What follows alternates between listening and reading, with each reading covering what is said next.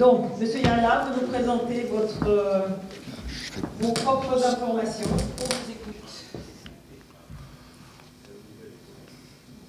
Bon, je vais présenter une vision panoramique sur les transports maritimes et l'industrie portuaire. Ok. À la date d'aujourd'hui, l'ensemble de cette présentation a été basée sur une approche des chiffres de l'UNCTAD, de Clarkson, d'Oury et l'ensemble des données qui sont actualisées. Ça fait des années, moi, que je suis les rapports de la CNUSED, qui sont très riches et qui nous permettent d'interpréter ou de positionner globalement où se trouve le marché de chacun des pays sur lesquels on peut travailler et voir quelle étape et quelle feuille de route nous pouvons mettre en place pour réduire le gap. L'essentiel étant d'aider et de donner des outils aux décideurs, aux professionnels, à l'approche de voir où ils peuvent investir, ou désinvestir, quitter un marché ou essayer de chercher dans l'innovation. Cette vision comporte des définitions, des indicateurs économiques, la flotte mondiale, les échanges maritimes, les enjeux et les défis du transport maritime en conteneur, les alliances, qui sont un phénomène d'actualité, l'industrie portuaire, les grands ports du monde, les grandes places maritimes en Afrique, puisque l'Afrique tient une part importante, les routes maritimes et les passages principaux du commerce mondial, les nouvelles routes maritimes, le futur des transports maritimes, l'interprétation, la route de la soie et de Seabelt, la ceinture maritime, la route du Nord, quelques indicateurs sur les frettes et une analyse et une recommandation sur les approches. Transport, c'est 90% de marchandises. En valeur, c'est 70%. À partir du moment où il y a un leg maritime ou fluvial, le transport est considéré comme maritime. Il s'identifie par la navigation hauturière, cabotage, fluvial, le vrac sec, vrac liquide, général cargo, conteneurs et les tanks. Chacun de ces plans permet de définir un business avec un type particulier, soit de l'affrètement, soit de la ligne régulière, soit du conteneur, soit de oil and gas, soit... On va reprendre l'indication économie. Pourquoi économie? Économie parce que l'économie mondiale et sa répartition, c'est 80 trillions de dollars. Si on prend les États-Unis, c'est 24%, la Chine, 15%, le Japon, et chacun des pays a sa part. On peut regarder, le Brésil, c'est 2,59%. Quand on regarde le commerce mondial et le GDP mondial et les ratios, sur les projections de 2006 à 2021, il y a à peu près une similitude avec un ratio qui est à peu près linéaire. Ça veut dire qu'il n'y a pas réellement de variation, mais il y a un lien de causalité à effet entre l'économie des pays, l'économie mondiale et le commerce maritime. L'évolution de la flotte mondiale, on a vu par type de navire. On regarde depuis 1980 à 2020 comment les trucs, le bulk et le vrac si vous voulez, est le business qui a le plus grandi avec l'oil. Le conteneur prend aussi sa part et il augmente depuis les 5-10 dernières années. Si on regarde la valeur du commerce international, ce qui est non maritime, c'est 5,3 trillions de dollars. Ce qui représente le trafic maritime, il est de 12,3 trillions. En termes de valeur, c'est 70% de la valeur qui est transportée par mer. Quand on regarde la valeur maritime, sur le business qui est non conteneurisé, c'est 4,2 trillions. Sur le business conteneurisé, c'est 8,1 trillions, soit 66%, qui se divise en containerized à 8 trillions, qui sont transportés aux chiffres, je pense que c'est les chiffres de 2021, à 149 millions de TEU. Ce qui fait une valeur par TEU d'environ 55 493 $ par TEU. et 108 986 par 40 equivalent unit. Quand on regarde le transport mondial en quelques chiffres, depuis 2020, et puis je reprends les chiffres de l'UNCTAD, il a été transporté 11,8 milliards de tonnes. Quand on parle du trafic de l'Algérie, juste pour faire une petite référence, on peut dire 120 millions de tonnes. Ramené au commerce mondial, voilà les chiffres.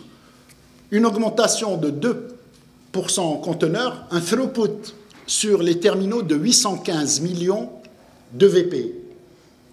815 millions et 70% des 11,2 milliards de tonnes représentent les transports de vrac. On monte en 2021 10,7 milliards de tonnes, une baisse de 422, 815 millions de VP, une baisse de 1,2 et toujours 70%. Vous pouvez prendre le business du transport maritime, le commerce, en part par région, c'est 54% l'Asie, 6% l'Afrique, 8% l'Océanie, 15% l'Europe et l'Amérique, 18%. La répartition des cargaisons, 2020, sur l'Asie, 65% déchargés, 40% chargés. Et vous voyez, l'Afrique, globalement, si vous voulez en conteneurs, l'Afrique, sur les 800 et quelques 80 millions, c'est 36 millions de TEU.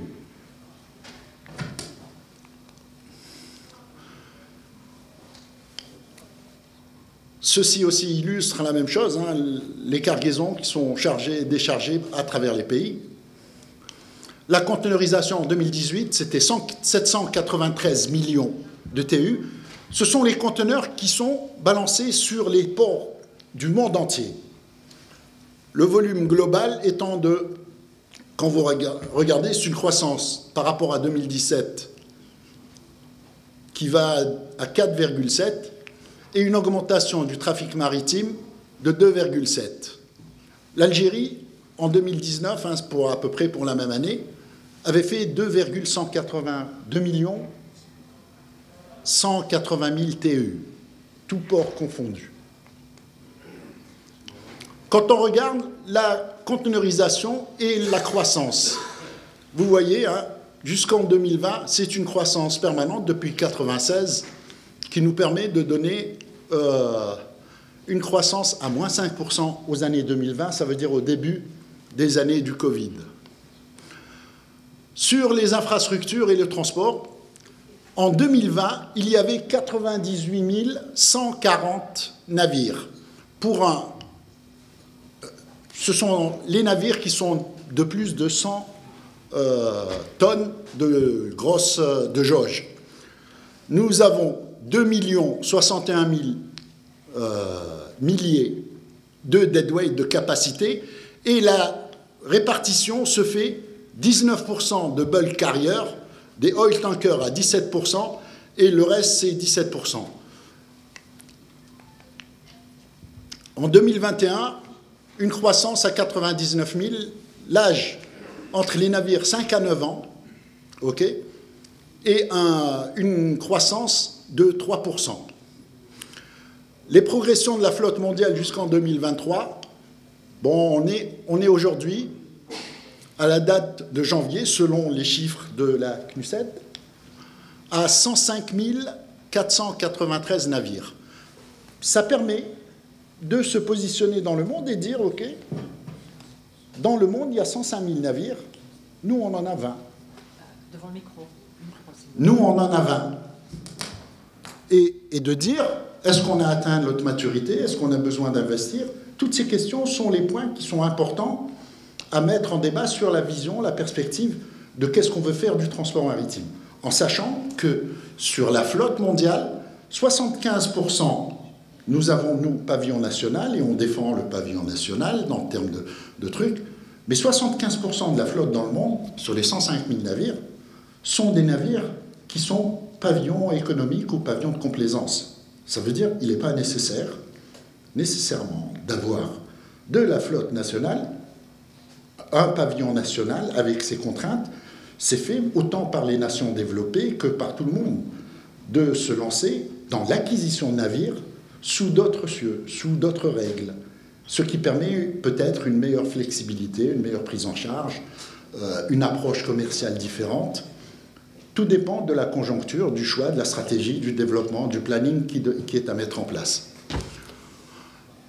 Alors en 2003, en 2022 la capacité, en 2021 la flotte mondiale qui était de 94 000 avec une capacité de 1,9 milliard de tonneaux de deadweight était représentée à 29% de tankers, 42% de vraquiers, 13,1% de conteneurs et 11% d'autres navires. Si on regarde la répartition détaillée en truc mondial, ce sont à peu près les mêmes figures qui sont reportées, mais détaillées. La conteneurisation, aujourd'hui, en 2023, si vous voyez, on a atteint environ 160 millions de TEU. C'est le nombre de conteneurs qui sont utilisés et qui voyagent à travers le... Pour faire un parallèle avec les 900 millions de conteneurs qui se situent sur les terminaux, ça, ce sont les conteneurs qui naviguent. Les flux de marchandises, vous voyez, globalement, l'Asie, c'est 256 millions, 54 millions les États-Unis, et vous voyez l'Europe, 30, 20, par les points importants et les trucs. Vous avez des points qui sont à plus de 200 millions de TEU, hein, la Chine et les ports chinois. Il faut citer que parmi les 10 premiers ports, il y a 10 ports chinois. Les facteurs clés du développement du transport maritime, hein, c'est un moyen le moins cher de déplacer les cargaisons. C'est un processus de concession. Les commercialités des ports et différents types attirent les ports. Un développement. L'ensemble, la facilité du commerce, la fluidification des marchandises, la spécialisation, l'innovation, l'occupation spatiale des ports, la course au gigantisme, l'ouverture et la dominance des États, les pôles d'investissement, la recherche d'optimisation des infrastructures, la maîtrise des coûts, la compétitivité, la performance, la captivité, le contrôle de la dominance des marchés. Ça, ce sont des éléments, points qui sont les facteurs clés qui permettent un développement des ports. Des défis. La croissance du commerce mondial est un défi pour le transport maritime parce qu'il y a toujours besoin de plus de capacités, toujours besoin de plus d'infrastructures. Et on dit que les infrastructures pour les 5 prochaines années n'existent pas encore ou ne sont pas encore en commande. Les États-Unis avaient fait une étude dans laquelle ils disaient qu'il fallait 1,7 trillion de dollars d'investissement en infrastructure pour couvrir les besoins des nouveaux navires gigantesques qui sont en chantier ou en projet. Un porte-conteneur, hein, pour revenir sur le schéma, et de savoir, par exemple, qu'on va se focaliser dans une approche sur le porte-conteneur. Ce qu'il faut dire, en 1956, le premier porte-conteneur, hein, faisait 192 voitures et 96 TEU. La croissance qu'il y a eu en 59 ans, en 60 ans, elle est de 20 000%. Aujourd'hui, c'est 19 000 ou 22 000 ou 24 000. C'est juste pour alimenter. Cette course au gigantisme a un impact, et elle a été faite à bon escient, pour réduire les coûts, optimiser la capacité, réduire les séjours normalement, avoir des forces de négociation, mais il y a en contrepartie un besoin d'espace, besoin d'informatique colossaux, des investissements en superstructure, un personnel qualifié et des modèles de gestion. Pour les modèles de gestion, il y a ceux de la Banque mondiale, il y a l'IHPH, l'ensemble des trucs, les organisations internationales qui se développent, sur l'Amérique du Sud aussi, en ce qui concerne le développement portuaire. Si on regarde, tout ça a amené les armateurs à la recherche d'optimisation et de faire des alliances afin de réduire les coûts. Tout seuls, ces armateurs, en général, tous les grands transporteurs, les grands armateurs, sont issus de liens familiaux. C'est des entreprises familiales. En Asie aussi. En ce qui concerne le conteneur, ce sont tous des entreprises familiales à l'origine, excepté certains grands pays, la China, hein, la Chine, qui se divisent en 2 ou 3, mais à la source, ce sont tous des entreprises familiales. Ça a commencé en Europe et chacun s'est spécialisé. Il y a eu une segmentation, une différenciation et une sélectivité qui a été faite naturellement pour choisir avec le consentement de leur État ou sans le consentement de leur État. C'est pour ça que certains navires ont changé de pays et sont partis s'enregistrer aux Bahamas ou... Il y a eu les mergers, les fusions et acquisitions qu'on a vues ces derniers temps et qui actuellement arrivent à leur limite. Si vous voulez, les 15 premiers transporteurs en janvier 2018 contrôlaient 70% du business mondial en ce qui concerne le conteneur. Au-delà, ils sont seulement 10. C'est une argumentation qui permet de définir les alliances par armateur. La capacité de la flotte des 10 premiers opérateurs. Vous voyez, MSC, qui est en tête, pourcentage total fleet capacité en 2003, ils ont une capacité d'emport de 18% du trafic du conteneur mondial. Maersk vient en deuxième position avec 15. CMA, COSCO, Hapag-Lloyd, Evergreen.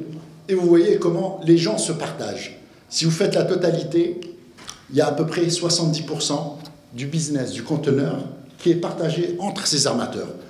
Maintenant, pour l'investissement, l'Algérie dit « ouais, ok, on a envie de faire du conteneur ». Ah, oui, oui, d'accord. C'est de dire, si on veut faire du conteneur, où est-ce qu'on va s'inscrire par rapport à cela, par rapport aux investissements qui ont été faits, par rapport aux outils, par rapport aux formations, par rapport au cadre. Les ports du monde. Il faudrait savoir que dans le monde, il y a 4936 ports. Nous, on en a 13. C'est aussi pour faire le parallèle et dire où est-ce qu'on se situe. Est-ce qu'on a besoin de plus de ports? Est-ce qu'on a besoin de plus d'espace? Et c'est d'amener les gens à réfléchir quelle serait l'approche par rapport aux besoins de développement du pays, aux besoins d'investissement et aux besoins de formation, parce que tout est lié. L'ensemble de ces ports sont répartis par rapport à des clés, qui sont les principales routes commerciales, qui sont dynamisées par des canaux et des routes préférentielles pour cet ensemble. Les ports, bien sûr, en Méditerranée, les pôles de compétitivité dans l'industrie portuaire, alors les gateways, les ports de transshipement, les ports mixtes et les multiports gateways régionaux. Les choix stratégiques armatoriaux, la différenciation tarifaire, un niveau d'ouverture économique de chaque pays et les niveaux de production, de productivité qui sont des investissements importants. Ça marche pas, madame? Attendez, ça y est. Ça, ce sont les futures routes maritimes. Ça, c'est les routes du Nord avec l'ensemble des passages, le détroit de Bering, qui permettent chacune à son avantage. Vous voyez que la route du Nord, par exemple, permet de relier Shanghai à Hambourg en seulement 14 jours, alors que normalement, elle ferait 45 jours en allant, en utilisant. De plus en plus, avec la fonte des glaces, cette zone est utilisée.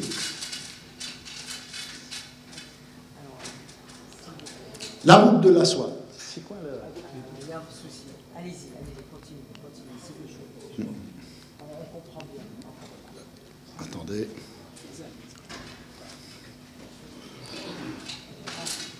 Alors, il y a un léger souci concernant le PowerPoint, mais je pense que tout le monde vous suit de toute façon très attentivement. Ok. En ce qui concerne la route de la soie, vous avez, à partir de la Chine, ce qu'on appelle la route de la soie. La route de la soie, à l'initiative, était un grand investissement dans les infrastructures. Les infrastructures ferroviaires, pour être clair. Et les choix qui ont été faits ont été d'investir et de créer des lignes essentiellement ferroviaires, en renfort aux investissements chinois qui étaient sur le leg maritime qui allait vers l'Europe et qui permettait de fluidifier, de canaliser et de massifier les transports. D'accord. Quelle heure il est, madame? Vous avez largement dépassé votre temps. Ok. L'Algérie, si on peut y arriver. Non, madame, il n'y a pas d'Algérie ici. Pour les opérateurs, hein, bon, vous avez le classement des opérateurs mondiaux de terminaux, PSA 61 millions, China Costco 52, China Merchant Port 50, APM Terminal et Hutchinson Port. Si on prend la totalité, et pour revenir avec un lien avec le port d'Al Hamdaniya, l'investissement des Chinois et le choix du port d'Al Hamdaniya vient en réponse à un volume qu'a les Chinois chez eux sur leurs terminaux qui tourne autour de 180 millions de TEU. En créant un port du côté de Cherchell sur Al Hamdaniya, ils sont capables de déposer 6,5 millions. Et ceci aurait été fait, nous aurait donné directement un lien sur cette route de la soie. Parce que quand on regarde le tracé de la route de la soie, il n'y a pas réellement de lien entre le transport ferroviaire qui vient de Chine ou le transport maritime qui vient de Chine, via des trucs de transbordement. Mais le besoin et les investissements qui ont été faits par les Chinois, sur les terminaux, ils ont investi ces 8 dernières années environ 40 milliards de dollars sur des ports en Europe, qui ne sont pas loin de nous, et leur vision et leur choix, et surtout, a un intérêt pour eux. Maintenant, l'Afrique. L'Afrique, c'est un autre continent et c'est important. Mais il faut savoir qu'il y a des ports tout autour, qu'il y a des circuits de distribution, et nous sommes loin, en ce qui concerne la distribution des pays limitrophes, nous sommes loin, en ce qui concerne les infrastructures qu'ils ont développées, en particulier les ports. Vous pouvez regarder le maillage. Bolloré, bon, ça a été racheté pour 5,7 milliards par MSC. Hein. Mais vous voyez le réseau qui est déjà préétabli en ce qui concerne. Bien sûr, il y a notre part qui est vide. Mais quand on regarde les ports et les liens logistiques existants, vous voyez que c'est quand même pas mal desservi. Et ce sera un point de concurrence pour la transsaharienne. Il ne faut pas se mentir. En transit time, en coût, en transport, en délai, nous sommes battus à plat de couture. Alors, est-ce que vous avez... Je suis à la fin, là. Je suis à la fin, madame. Okay. On reprend les corridors économiques, hein, vous voyez. La Chine, le Belt Road, vous donne directement Guangzhou-Hambourg en 15 jours, par le train. Les quantités sont petites aujourd'hui, mais ça se développe. Ce n'est pas les quantités qui sont transportées par les navires, mais le coût est compétitif par rapport au transport maritime. Au transport maritime, c'est 5 $ à peu près le kilomètre, et ici, ça tourne autour de 10 $, avec environ 1400, si je ne me trompe pas, 1400 trains-blocs qui partent de Shanghai ou un truc vers Duisbourg, en Allemagne. Et ça met 15 jours. Les investissements chinois, hein, en rapport, Anvers, Pirée, Marseille, Zeebrugge, Rotterdam, on n'est pas les seuls. Leur choix de se porter sur Al Hamdaniya est une approche qui est réfléchie. Ce n'est pas dénué de tout intérêt, bien sûr, mais c'est à nous de voir est-ce que ça nous intéresse, de quelle manière cette alliance peut se faire. Si une évolution sur les fret, hein, un petit peu, le transport maritime et l'infrastructure port est un business qui rapporte de l'argent. Il ne faut pas se cacher. Et je pense que c'était en 2018, un navire ramenait par jour minimum 10 000 $ par jour. Soit en affrétant, soit un truc, c'était un minimum. Garanti, c'est la moyenne, c'est les chiffres de l'UNCTAD. Hein. C'est la fin, madame. Si vous regardez, ça engrange beaucoup d'argent, et c'est pour confirmer. Si vous voulez, voici les profits qui ont été faits ces dernières années. Et vous voyez que Maersk, c'est 29 milliards de dollars en 2022. CMA, 24. Hapag-Lloyd, 18. Hyundai Merchant, 8. Tous les autres, ça a été des années d'or pour le transport maritime. Ce n'est pas actuellement le cas, puisque les frets sont en train de revenir à des sentiments moins. Maintenant, la dernière slide, c'est la mise en place des stratégies nationales de transport. C'est une vision des paliers, des réformes structurelles. Il faut un régulateur. Il faut des élaborations de schémas directeurs de 25 à 35 ans qui se déclinent: National Port Strategy, Port Master Planning, Business Plan. Air Strategy, la même chose. Airport Planning, Business Plan. Rail, Business Plan. Road, Business Plan. La rationalisation et la facilitation des investissements. Les modèles de la Banque mondiale qui ont fait leurs preuves, autant en Argentine qu'en Europe, qu'en Asie. Le développement du management de la recherche de partenaires. L'ouverture au changement. La mise en place d'observatoires. Besoin d'intelligence et la création de richesses via des alliances publiques-privées. Je vous remercie. Merci, M. Erla.